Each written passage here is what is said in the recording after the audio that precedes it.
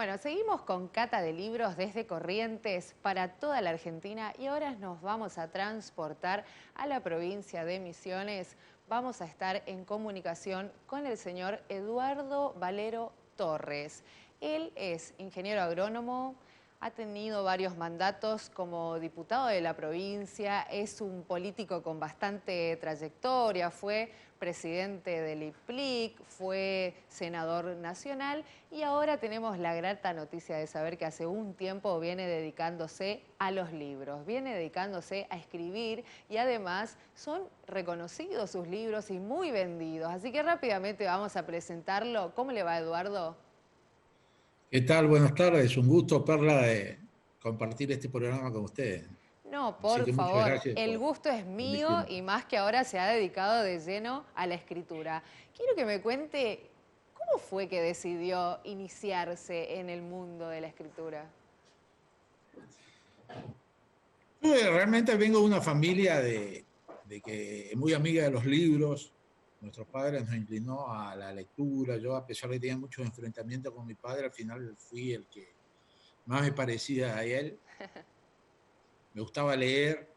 Y bueno, después de un tiempo me acuerdo que hubo una manifestación de agricultores, acá una manifestación muy grande, de varios miles de productores. Sí. Y en esas charlas yo me quedé, íbamos de vacaciones con mi familia, yo me quedé, no fui de vacaciones y bueno, me reunía con ellos porque había que ayudarlos a mantenerse mientras estaban acá en la ciudad de Posadas, ellos eran del interior. Y ahí escuchando las anécdotas de lo que ellos vivieron en las luchas que hicieron con pequeños agricultores y después fueron duramente reprimidos, yo pensé que, alguien tenía que escribir eso. Y bueno, empecé a investigar y me llevó más de 5 años la investigación, ¿no? Porque realmente la gente que sufrió la persecución y fundamentalmente la tortura, me costó mucho, incluso tuve que hacer 7, 8 visitas, incluso acompañado con una persona que era muy conocido por parte de ellos, hasta que se abrieron y pudieron volver a abrir al recuerdo de lo que soportaron durante las etapas que tuvieron bajo el sometimiento a la tortura. No fue, le digo, un libro muy que a mí me transformó. Estamos Nunca más me animé a hablando del escribir primer libro, Sabor Amargo. Cosecha e Injusticia. Ese Ah, libro incluso fue Cosecha e texto de Injusticia. lectura obligatorio en una carrera de la universidad acá de la provincia de Misiones. Qué bueno, qué Así que así empecé a interesante. escribir y bueno, ahí fue, digamos, el inicio de algo que a mí me transformó mucho por la vivencia que tuve. Y bueno, y posteriormente no tenía mucho tiempo por las actividades que desarrollaba en la parte laboral y política. Bueno, fui escribiendo el segundo libro, que es una novela que tiene el fondo, es la historia del yerba, pero es una novela que me gustó mucho, que se llama Sabor Amargo. Y así, después me pareció otro tema sumamente interesante porque conocía la situación, fue el escribir, empezar a investigar todo lo que es el tráfico de chicos y Ese escribí una sería novela el que libro es, Espíritu de la Selva. sí, Destino Incierto. Por ahí no le escucho muy bajo por ahí, Perla, si por ahí me superpongo le pido disculpas. No, por favor. Y bueno, el destino incierto lo que traté de buscar es lo bueno y lo malo de la adopción, todas las dificultades que encuentra en un sistema legal Sí. y cómo se aprovechan de estas dificultades para entrar en un comercio que por sí es deplorable, ¿no? Es una muy conmovedora la historia porque me baso en dos personajes este, que son los centrales de la novela. Sí. Y bueno, creo que esta es algo inconcluso, esa novela, y en el futuro voy a hacer una continuación de la misma, creo. Qué interesante las distintas temáticas que fue abordando dependiendo del libro que escribió. Quiero hacer un recorrido, si es necesario repetirlo, porque la verdad, muy interesante cada temática. Pero le pregunto a usted como, bueno, ahora retirado, pero histórico dirigente político, eh, ¿qué me puede decir sobre el libro en sí, sobre la importancia de fomentarlo, de la escritura, de escribir y de leer? Y para mí, qué sé yo, no puede haber vida sin libros, ¿no? Es algo que para mí es esencial, ¿no? Yo ahora tengo que hacer, imagínense como anécdota, tengo que hacer un inventario de mis libros, porque más de una vez me voy a la librería y me traigo un libro que leí hace muchos años atrás, ¿no? Lo recuerdo, me parece, lo conocí y cuando lo empiezo a leer me doy cuenta que ya lo leí. Así que me parece algo esencial. Ahora están por salir 2 libros nuevos, que es El hombre que le sonrió a la muerte, ¿Ese de qué se y trata? después uno de cuentos. ¿Cómo? ¿De qué se trata El hombre que le sonrió a la muerte? Acaba en el año 47 que se produjo una de las tantas revoluciones, pero quizá la más importante de Paraguay. Hubo cientos de miles de exiliados de paraguayos a la Argentina. Muchas veces intentaron volver a Paraguay para invadirlo y para derrocar la dictadura de Paraguay. Y hubo un movimiento que agrupó a muchos exiliados paraguayos que se llamó Movimiento 14 de Mayo. Yo me basé en ese hecho histórico para escribir una novela respetando un poco el espíritu que tenía los miembros y militantes del Movimiento 14 de Mayo, sí, y transformé en una ficción que también es un libro con mucha historia, tiene muchos datos históricos, mucho pie de página, no solamente en el contexto de mediados del siglo pasado, sino desde el origen mismo de Paraguay, cuando llegaron los españoles y que a través prácticamente se arrasó con toda una civilización que yo siempre reivindico a los guaraníes, que lamentablemente los españoles vinieron no para ser civilizados ellos, ¿no? Y vinieron a destruir toda una civilización que era mucho más humanitaria, con mayor contenido de solidaridad social de lo que tuvieron ellos cuando vinieron acá. Y la historia de este hombre que sonrió a la muerte es situada en Misiones, precisamente. Las personas que viven y que invaden Paraguay, que hacen todo el recorrido que hicieron en aquel entonces, fue un movimiento que fracasó inmediatamente porque los piragües, que se le denominaba a todos los espías, estaba lleno de espías, incluso gente que ejecutaron los espías acá en la Argentina, digamos, para que no les espiden, pero estaban completos, o sea que fracasó. En cuanto empezaron a cruzar el río Paraná en aquel entonces, ya lo ametrallaron, a los que nos lo mataron lo capturaron. Bueno, yo hice una ficción de un desarrollo, una invasión a un lugar que se llama Cordillera de San Rafael en Paraguay, donde se desarrolló una actividad foquista y que a la larga obviamente son vencidos, algunos son muertos y otros son detenidos, y ahí también todo el régimen carcelario, las torturas, las explotaciones, trabajos forzados en las canteras de Paraguay, donde yo siempre digo que cada casa de Paraguay tiene una teja construida por un preso político que se hacía en las fábricas en los bañados del río Paraguay, o de las canteras que sacaban del cerro de Itacombú, donde empedraron toda la ciudad capital de Paraguay, Asunción, ¿no? Así que también una historia muy interesante. A mí me satisfizo mucho. Bueno, y el último libro que también está por publicarse inmediatamente es uno de cuentos que lleva el mismo título que uno de los cuentos, que es El espíritu de la selva, ¿no?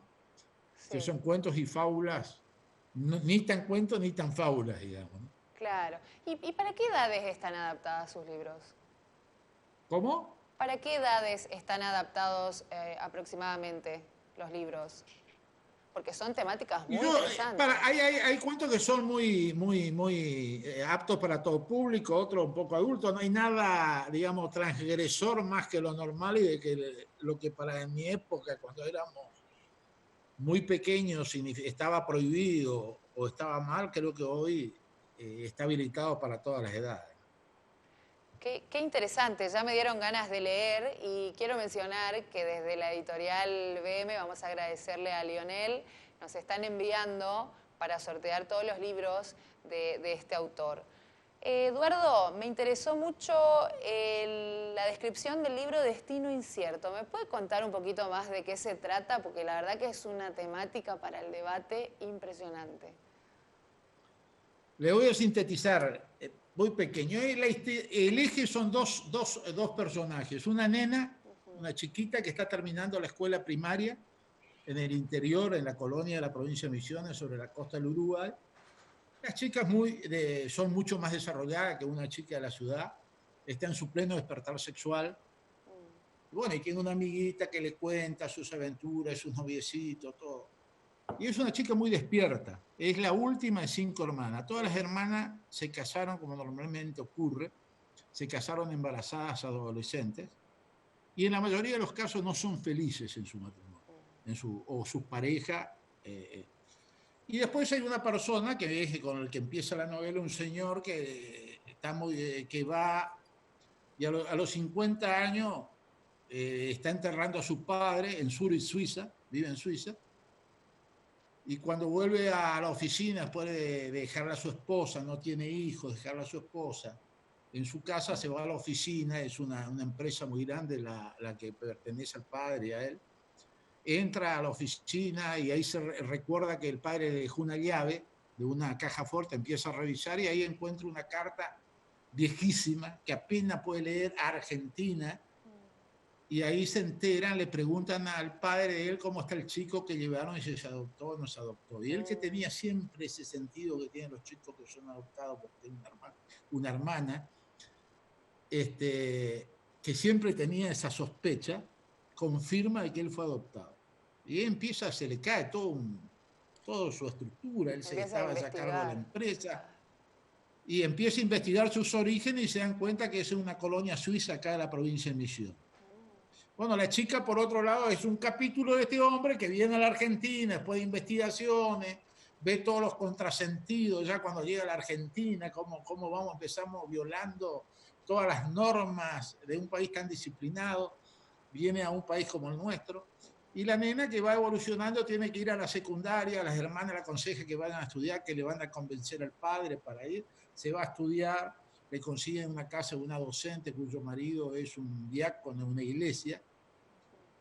Bueno, la chica es abusada por ese diácono, ¿no? Y no puede denunciar, no sabe a quién recurrir.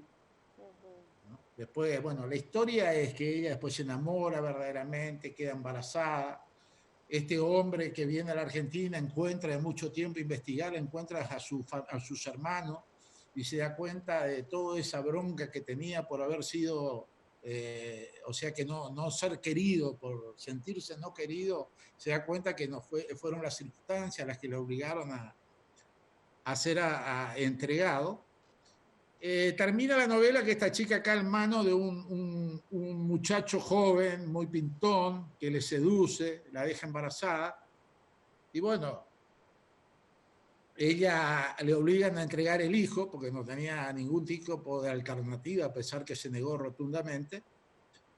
Y bueno, después sigue la historia y cuando él, por ejemplo, otra vez están viviendo con este muchacho, queda nuevamente embarazada y la chica, él le dice que hay que entregar en adopción y ella se da cuenta, después de muchos indicios, de que él trabaja para una organización que busca chicas de las características de ella, rubia, ojos azules, etcétera, etcétera, para dejarlas embarazadas y para entregar a los chicos en adopción y venderlos. Mientras que el otro hombre que viene, conoce a toda su familia, empieza y después de 50 años, en un matrimonio muy frío, ya de muchos años, alejado entre ellos, se reencuentran pasionalmente en el amor y planean por qué no adoptar un hijo, un chico. Van a un juzgado y por las leyes no le permite porque son extranjeros, por la edad que tienen, etc. Pero ya de ahí mismo le aconsejan a una persona que es un contacto que le puede conseguir un chico. Bueno, son extorsionados, buscan al chico. Ahí yo describo mucho el sentimiento de la mujer cuando decide ser madre, aun cuando no pueda quedar embarazada, pasa por toda la etapa como si tuviese pasado los 9 embarazos y ya habla de su hijo como si ya la tuviese. Entonces tienen que violar, ellos que vienen de un país como Suiza, tienen que violar muchas normas legales para poder acceder al chico. Resulta que el chico que adoptan va a ser el hijo de esta chica que se vio obligada a entregar a su hijo, ¿no? ¡Qué locura! Y termina la novela cuando levantan vuelo en Ezeiza, el chico se despierta, le mira a su madre vuelve a dormirse y la madre le dice si, se pregunta si él va a pasar todo lo que pasó su marido cuando se enteró que era adoptado, ¿no? Impresionante las temáticas que elige abordar en estos libros. Felicitaciones y agradecida por fomentar la cultura de esta ficción, no tan ficción, ¿no? Así No, que, sí, son todos hechos reflejo de la realidad, ¿no? sí, Y impresionante. quería, si me Sí, permite, por Perla, supuesto. usted hoy nombró a Lionel. Y nosotros acá, Lionel, te tenemos que agradecer de tenerlo porque es un constante luchador por la imposición de la lectura y de la difusión de todos los que escribimos acá en la provincia de Misiones, ¿no? Sería muy dificultoso propagar nuestras obras si no le tuviésemos a él. Así que a gente como usted, como a Lionel, hay que estar eternamente agradecido.